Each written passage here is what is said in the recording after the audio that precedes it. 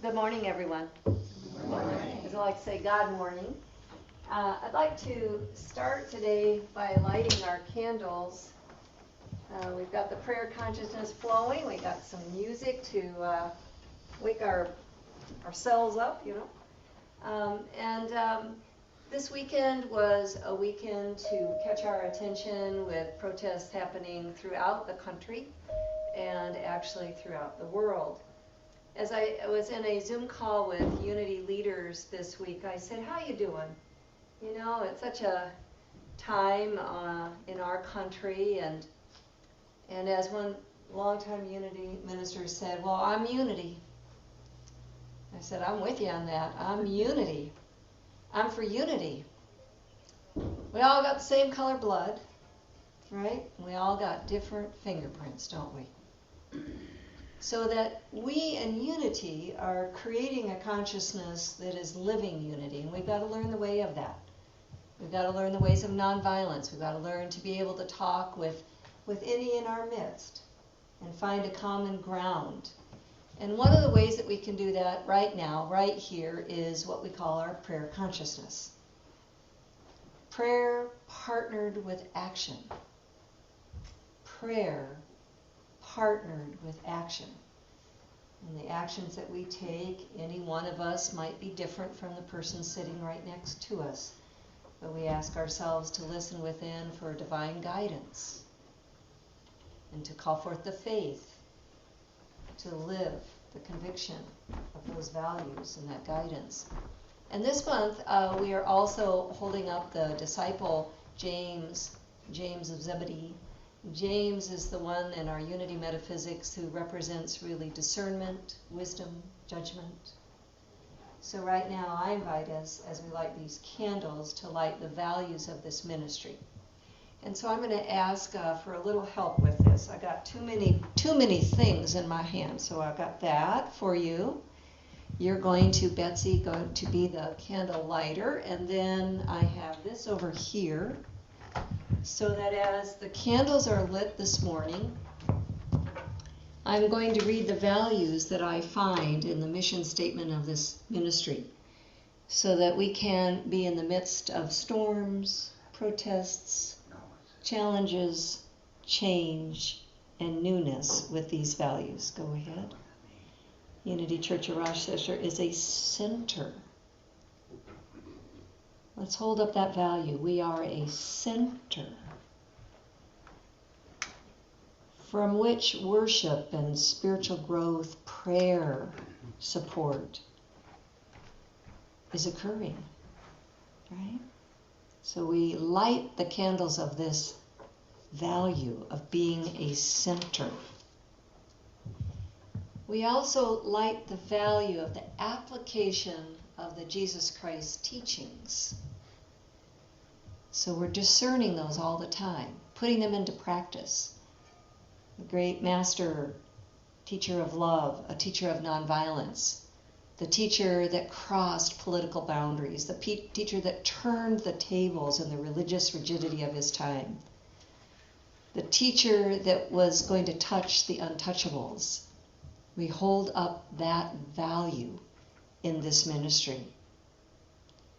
We are centered in God. There's that center again. We practice these values, take them forward into our lives, we put them into practice day by day, no matter what's occurring outside and around us. To be centered in God awareness. Let there be light, we said this morning. Let there be light, the light of God. We also can see in this statement that there is a practice of gratitude, a value of gratitude. Will you affirm with me, I am so grateful to be here now. Together, I am so grateful to be here now. There is also a value of serving humanity. To be of service. We light the light within to be of service. We are the right people at the right time in the right place to do the righteous work of love and service, of wise judgment, and also of touching and sharing the presence within. Let's breathe into that value. Touching and sharing the presence within. But there is the presence of God within you and within me that we're touching into today. And that we're going to share that. So we could share afterwards about the weather, and we probably will. We could share about the stock market, and we probably will. But we are also here to share about the presence we are discerning of God within. And so I encourage us to be about that presence. And with these lit in our midst now, I'm going to do my best to discern the message that I believe I have prepared for you today. But we're going to let God be in charge, aren't we? That's our way. And I'm going to move over here. I say that because there's something about this wonderful lectern that has always represented Donna to me. And I'm a person that knew Donna. She's the founding minister for this Unity Church. Very well beloved, remembered. And I'm counting on her right now to work with us.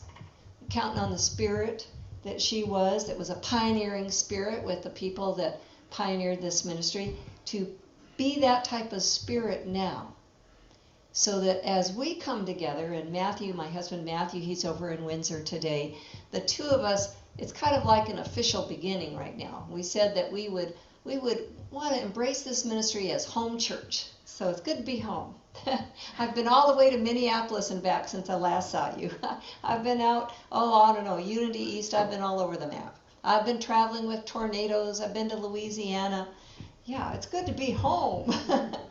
And so Matthew and I said that we would be here for the first 3 Sundays of every month, and that in this way we would offer support to the ministry, as it is in a formative time, a time of really discernment and calling forth the inner guidance as the way forward, the light in our midst that is never lacking, and how we can work together for that light to shine. It's also Lent, and we are in a practice of Lent as we go forward. And I know that there's a new way of holding Lent that Matthew and I bring to all of you. And as I mentioned, this right here to me represents Donna, and I want to stand beside, but I want to stand in a new spot. Just as we were together in our discussion group this morning, and Judy and I talked, and I said, let's meet in a new room. Let's let newness be a beacon of light for us. And so I'm probably going to stand here. You can just leave this up anytime I'm here. Because I got a little body anyway, and no matter where I'm at, I usually stand away from the big lecterns that were a part of the glory days in churches or something. I don't know. Get them up on the stage and give them a big pulpit. But I'm a small-bodied person, so that never worked for me. So it's Lent, and what is Lent? You know, Lent is a practice that the early people, the followers of Jesus who were Jews, that they developed for themselves. Because the Jews were being persecuted, the Jews were being crucified, the Romans were taking over, and they needed to find practices for themselves that really were lit with the consciousness of this amazing teacher that had been in their midst. Their teacher, their rabbi, the one that they saw as the anointed one, the one that had been called forth to help them through a very difficult time. And so the resurrection really is what Easter is typically thought of to be, and I'd like to challenge that. I feel like we are here evolving a consciousness, that if we try to hold to the consciousness even of the people that started Unity 140 years ago, we are going to end up in a rigid consciousness just like every other spiritual tradition has over time. So is it really Easter a celebration or an honoring of the resurrection of Jesus? Or is it about the life principle?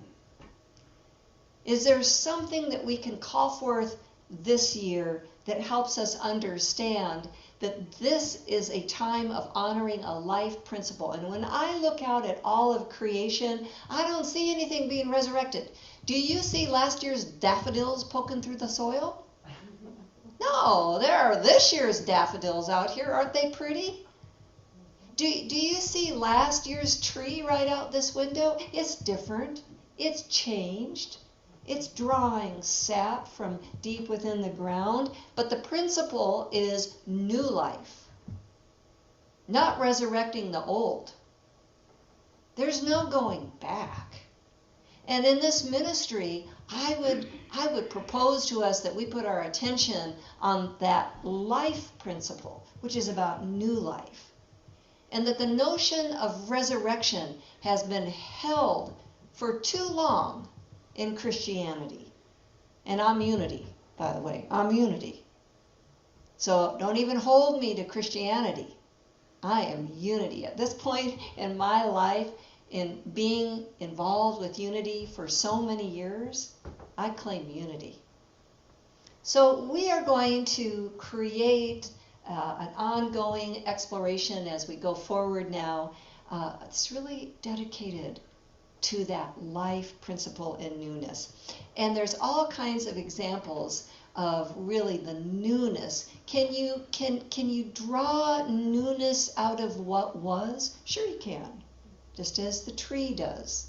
And I'm guessing there are people here today that have drawn newness out of some clothes that were discarded, clothes that were given away that you found at a Salvation Army, a Goodwill, a consignment store, or somebody gave to you. And I decided that we would invite everybody to lift that up today, because it is the principle of sustainability when we actually lift up and keep that which we have received going into the world, but in a new way, right? What was, and what we can give to it today. There's always been sharing of clothes. How many have got the passed on clothes of your brothers and sisters? Right? Raise your hand. Yeah, we did. We got the cousins' jeans, and they went from son number 1 to son number 2. We just kept them going as long as we could. So if you came here today with a new look on life, and I would tell you everything but my underwear, and I do not recommend that you go out and buy used underwear. That's the line. But I've got the boots resold. I've got everything I'm wearing here today is something that I found that had already been used. We call that upcycling today. So do you have on your thrifty threads this morning? Stand up and show them off. If you got something that was used before, yeah, there you go. There's our models for the day. Look at that. Wow, wonderful. Okay, there's another one. We got one. Yeah, okay. There you go. Yeah, we got a few models here in the crowd. She calls it old, and I think often we do say that. I love it. Yeah, you love it? Yeah. So what is old really? So I would say that if I tried to define old, there might be somebody in this Zoom room by the name of Joyce Stimmick here, our adopted grandma. She'd have a few opinions about what old is based on her age, but we want to revise what we have thought about as used and old, because it comes from an old consciousness. It comes from a consciousness that the humans evolved long ago. You can find it in the stories in Genesis. And it is a story that is dedicated to the humans dominating, right? Dominating the earth and utilizing all of the earth's resources for their good. So if you know that story in the Old Testament, we call that the old story. And if you have ever tried to dominate anything in your life, you know sooner or later it just backfires. You try to dominate your children as parents, doesn't go well. You got to be the parent, by the way. I got to send that message out. Parents, please, you are the parent. I know you want to be their friend, but you are the parent. You are the parent. But dominating is really the old story, and especially with the earth. Using the resources as though the earth is our grocery store, it's our store, it's a commodity. When we look at beautiful forests, all we see is how many board feet we can harvest out of them.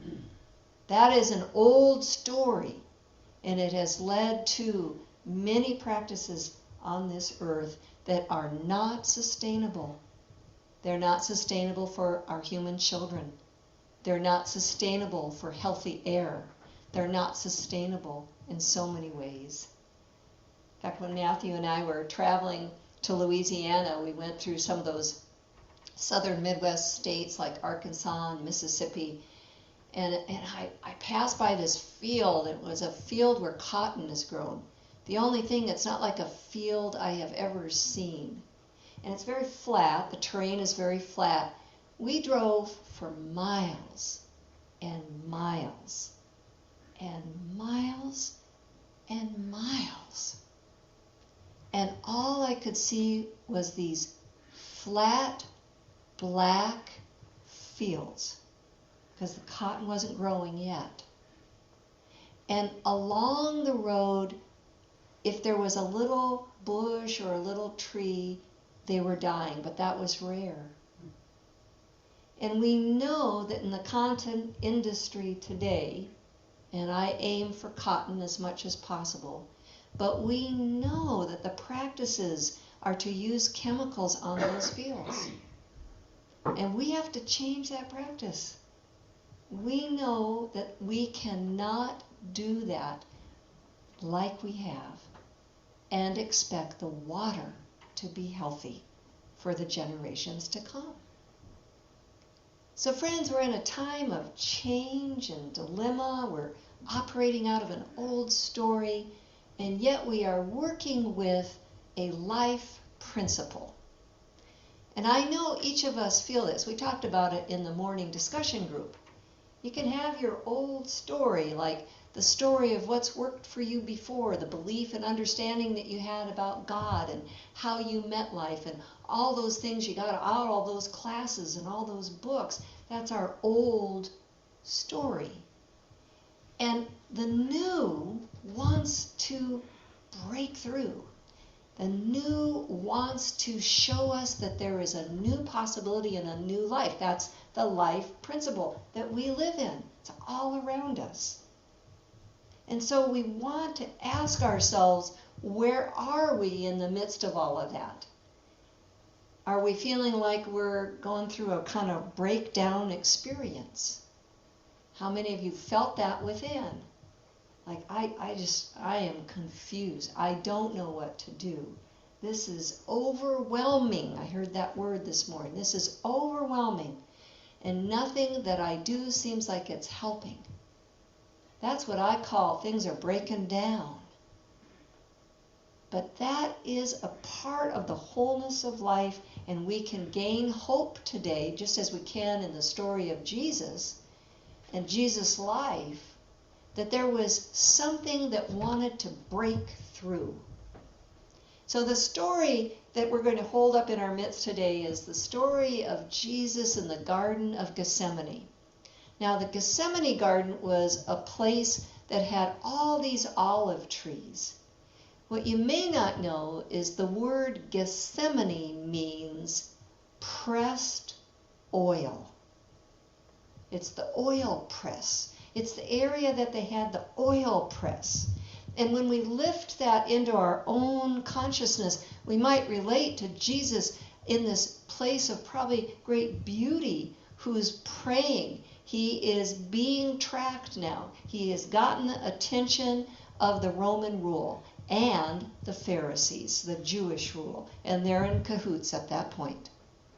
And he is on their radar. And there have been many others, including his cousin, who has already been killed. All right? So he is in this garden praying. And some of the writings in Matthew, Mark, Luke, and John, some of them have Jesus laying on the ground, laying, suffering. And I think about that because it's like I am on the ground. I have come down to my knees. I am on the ground in this time of change. I do not have any answers. What we are going to do as a human species to ensure the health of this earth for the children to come, to ensure our health a year from now. Systems are unraveling. And yet, in this little story of Jesus who is pressed to the ground, there's a breakthrough. And that's where we want to put our attention, because there's a breakthrough. And what is this breakthrough? Jesus gets up from the ground. It's written in different ways in the different Gospels. And he goes to 3 others that were followers. They're called the disciples. And he goes to them, and he goes to them once, twice, maybe even 3 times. If you put all those Gospels together, it seems like 3 times. But he goes over and over again. And when the Bible storytellers wrote these things, if they gave you multiples, it means there's an emphasis here. It'd be like underlined, bold, italic. Okay? He goes over and over again to these followers, and each time they're asleep. Each time they're asleep. Or some Gospels say, are you not watching? Watching what? Maybe watching on his behalf so he wouldn't get arrested, which he does shortly afterwards. Watching what? But the breakthrough in this beautiful little passage comes from this line, and I feel like this is for us to hear, because we're in a time where the new story we are co-creating on the planet. The old story, we just talked about it, a time of greed and of dominance and using everything just for our own good and not thinking about much else. But we're in a time of a new story, and in this new story, we count on each other. We count on our interdependence, and we count on really the wisdom of the natural world also. But in our new story, we are learning as a species to rise up. In this beautiful little biblical passage, Matthew 26 says, are you still sleeping and resting? Look, the hour is near, and the Son of Man is betrayed into the hands of sinners. Rise, let us go. Rise, let us go. See, my betrayer is approaching. This is a profound little insight in the memory of those early followers. And what is it that's asleep, and what is it that's awake? What is it that we need to emphasize over and over and over again in this story so that a breakthrough can happen? And it's not the breakthrough they wanted, because Jesus was arrested. But perhaps it's a breakthrough that got held up that was so profound for them that even in their oppression, even though their leader had been crucified, they would not let go of these inspirations that we call Christ consciousness.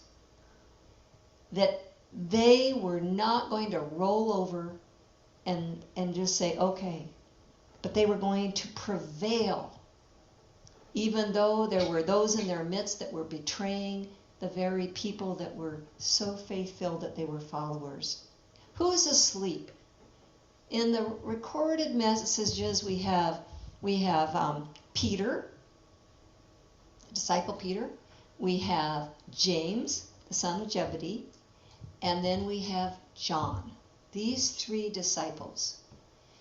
When we lift up these names, these Hebrew names, and when we explore their meaning, as Charles Fillmore, co-founder of Unity, did, and created all this metaphysical exploration of symbols, so that we have a Garden of Gethsemane, a place of being pressed down to the earth, so that something greater could come out of those beautiful olives, right? The oils that were used. I am told that those olive trees went extinct. It was the most common oil, but due to overusage and due to climate change, those olive trees went extinct. But here they are, metaphysically, where we just said we can go to, feeling like we are overwhelmed, we're down on the ground. What's awake? Jesus. Jesus is awake praying. What's asleep? Peter. Peter symbolically represents our faith. James represents discernment, wisdom, justice. And then John is love. These 3 are the ones that were following into this place of being pressed down. These 3 followed the teacher. This is us, friends. This is us. We have always like two worlds, Joel Goldsmith would say. Wrote a whole book on it, like two worlds. One world is that which is always awake and it will not go to sleep, and it is this divine awareness that lives as us. Try to make it go to sleep. It's there. Try to run away from it. It's there. It's always there. We're designed with this. It's like the seed is designed to always be aware, let's make it an acorn seed, of the oak tree, right? We are like the God seed, always aware of God. So then we have James. James is discernment. Being able to be in this garden, we've got to have discernment. Wake up. We've got to have faith. Wake up. We've got to have love. Wake up. And these three, when they wake up as us, they are going to be in tune with that life principle that is about newness, that wants to break through, so that we can be at our bottom, we can be at our low, and yet there is a faith that says this is all there is. I've come through challenge before. I've been on my knees before. I thought I couldn't go on before. That's faith looking out. But that faith principle knows there is more. We often call that the higher power. It's bigger than me. It's greater than me. And when I finally get there with it, I finally am practicing spiritual humility over and over again. I'm trying to figure out problems and put this together, and how is this going to get solved? Right now it's our kitchen. A kitchen is a good metaphor for us today. I got some old kitchen cabinets, and we have decided that we are going to update them versus investing in new. Kind of like the upcycle idea of wearing our 50 threads, right? Well, anybody will tell you it is a lot more complicated and sometimes more expensive to do something with old than it is just to go get new. But there's a lot of value in working in that kitchen between Matthew and I, and discerning and finding our way. You know, some drawers at Home Depot, you get the new drawers, they don't fit the cupboards that were in that kitchen 25 years ago. So he's going to have to make those drawers work, those old drawers work. But there are some things that there will be a new front to. So it's being able to be discerning between our two worlds, right? So we want to wake up discernment. How many of you have tried to change things and make them all new, like, I'm just going to let go of this job, something else will come along? You ever tried that? Yeah, there we go. I've done that repeatedly in my life, and God has always come through. It's not necessarily the simplest way to go about it, is it? All right. How many of you have said, this relationship with so-and-so is just not working. I just got to let go. This is not working. It's not working. And you find the next relationship and you discover the same things within yourself. They're still not working. Yeah? Or, I'm going to feel so much better if I just go to Florida. I'll just live in Florida. Well, those same things that are in our consciousness go with us all the way to Florida. So we know that discernment is very much about where to put our focus. We put it within. And love, the gospel according to Jesus is all about love, and John is the one that represents love. When we go within, we discover love. Discover love like I have love. I have love for the waters and the trees and the bees and the butterflies and the birds, whose population is decreased by maybe 70% now. Some areas. That's tough stuff for us to hear. But it took seeing a field decimated by cotton before I finally said, I just can't buy that anymore. I can't just go buy cotton anymore. I can't keep investing in that. Even if I get my cotton from Salvation Army, I don't want to invest in that anymore. What's new that wants to come through? Fortunately, when our love moves our heart, you will find so many younger than me entrepreneurs out there that are creating an organic cotton industry right under our feet, right in our own country. And there are so many evidences of the new story. I wrote down a few today that I thought were just so important for us to hear. When we think about the new story that people are creating, I think about the pay it forward culture. You've heard of that, haven't you? I go into a little local a bread company, and on the bulletin board there are numerous sheets of paper where people have already paid for a cup of coffee and a donut. How many of you have heard about crowdfunding? Right? This is a way that people all over the earth can say, I am going to give to help people get up and get going from a surgery that they can't pay for, or from a storm, a tornado. And people are going in and crowdfunding. There are a variety of these now. How many of you have heard about Heifer International Project? How many of you know that this project is about people from all over making sure that other impoverished people in other countries can have a cow and they can milk it and they can feed their families and then they can teach others, or chickens or pigs or whatever it may be. This capacity of the heart is phenomenal in what we are able to do today. And all of this is evidence of the new story that's breaking through. How many of us get up each day and begin to start our day with a longing for newness? Anybody ever feel like you're caught in routine? Perhaps we can acknowledge that this is our design. It's not to stay in routine, but to bring newness to it in our office spaces, in our grocery stores, in our churches. And I want us to do that right here, right now. I want us to see something that I saw downstairs. Do you see this beautiful rendering right here? How many of you know what it is? Raise your hand.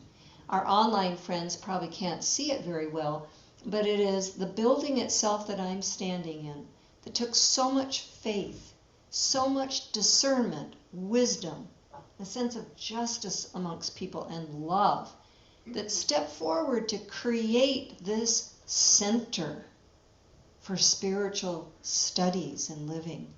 And there are so many different names that are here, people that were ushers, people that were caring friends, people that were involved in outreach and website, youth, and more.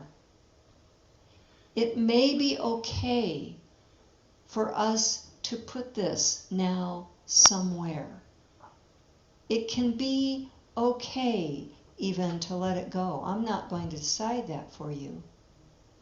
But it can be okay to make a new drawing, just like we can start every day with a new idea, a new thought of what we can carry forward into the routine of our life. When I wash floors now, I go to YouTube. I listen to amazing speakers.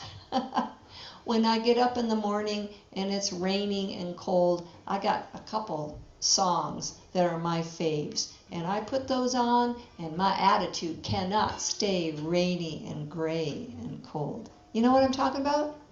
But I had to let go of the old, right? Almost like the casing of the seed, to let it break through.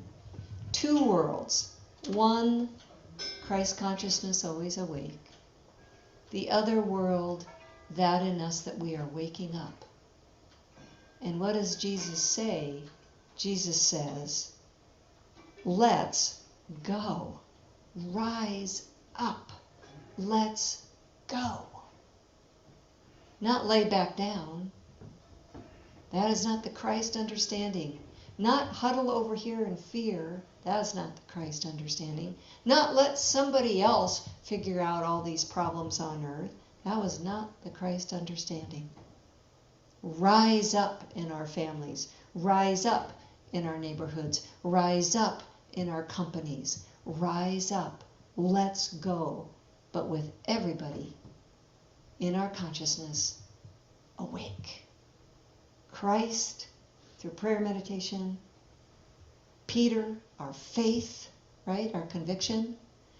discernment, practicing discernment. You know about the three-legged stool yet? Okay, so here's the three-legged stool. If you're just only listening to God, that's one leg. Great. You got to start there, like we said in the discussion group, which, by the way, every single Sunday now at 10 a.m. And here's the little booklet Reverend Matthew has written years ago. We've published it. They're back there. If you want to put a donation for your booklet, show up at 10 o'clock.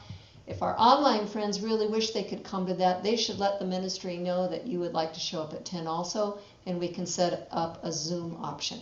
Okay?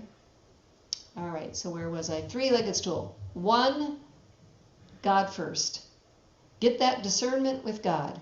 I am not alone. There is a way, right?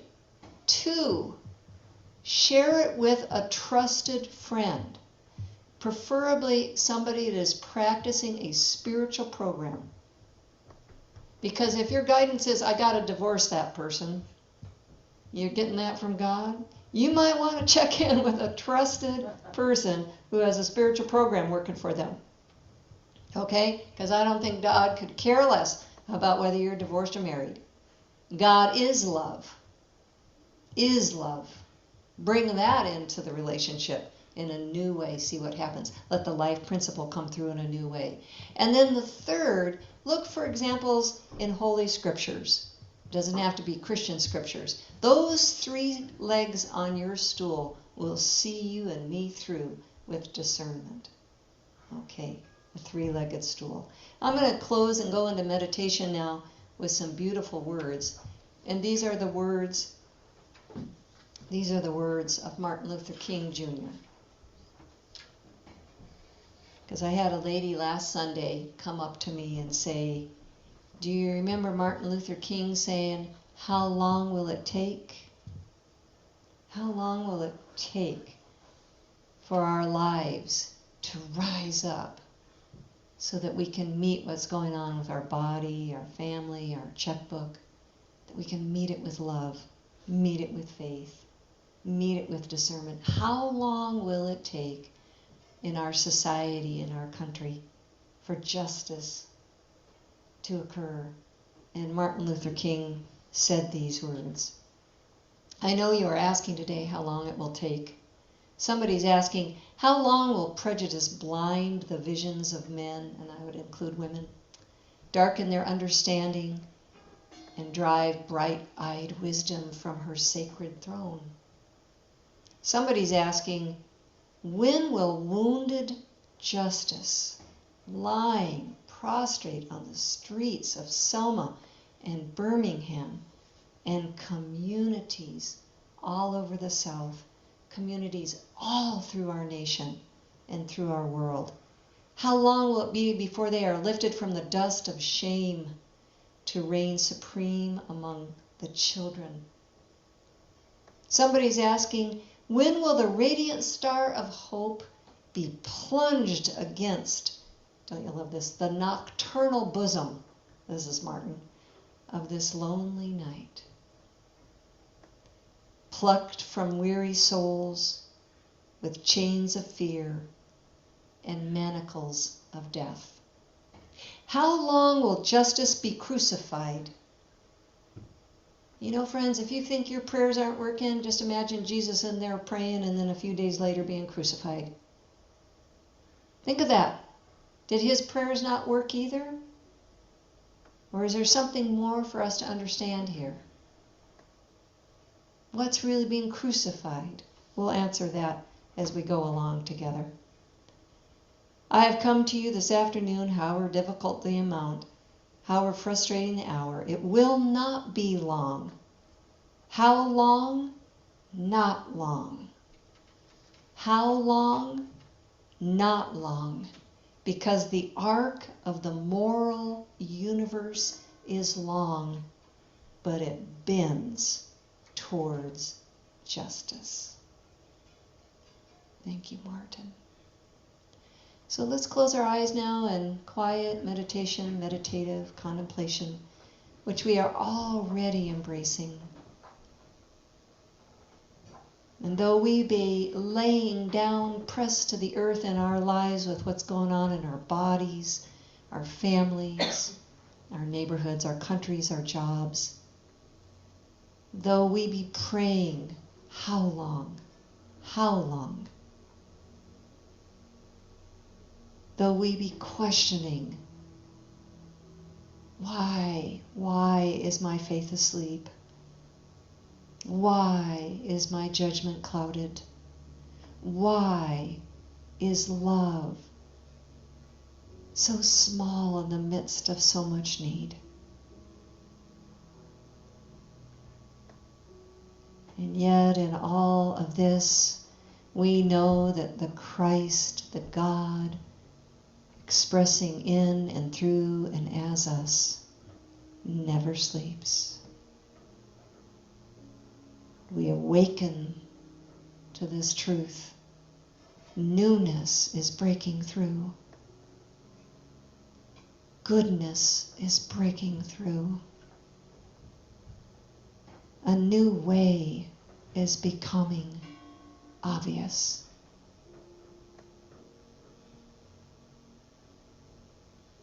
This is our legacy. We say yes to this. I believe. Help thou my unbelief.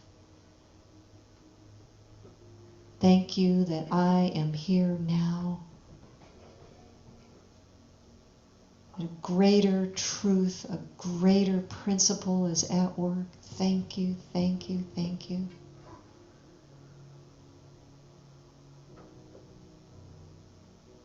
I rest in the quiet, not asleep, but rest.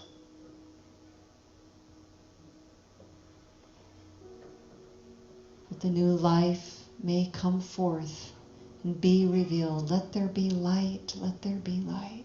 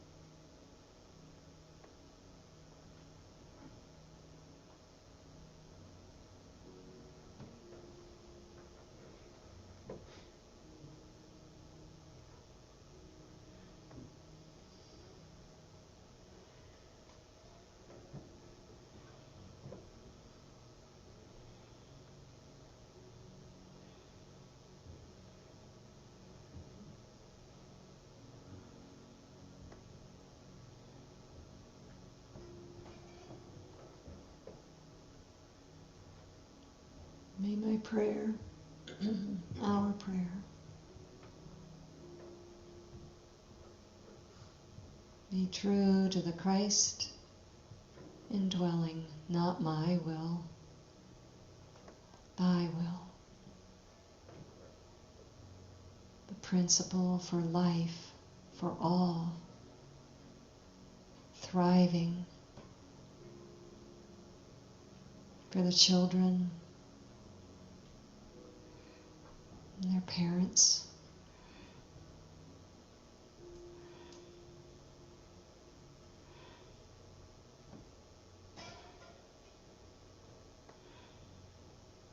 For the waters and the earth, the air, for all living creatures.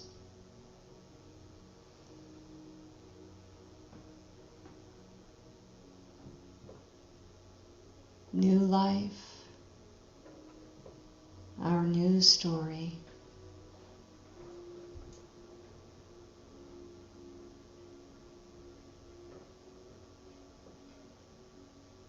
Thank you, O beloved oneness we call God, and so it is. Amen and Amen. In this, we plant the vision that it may grow. Amen.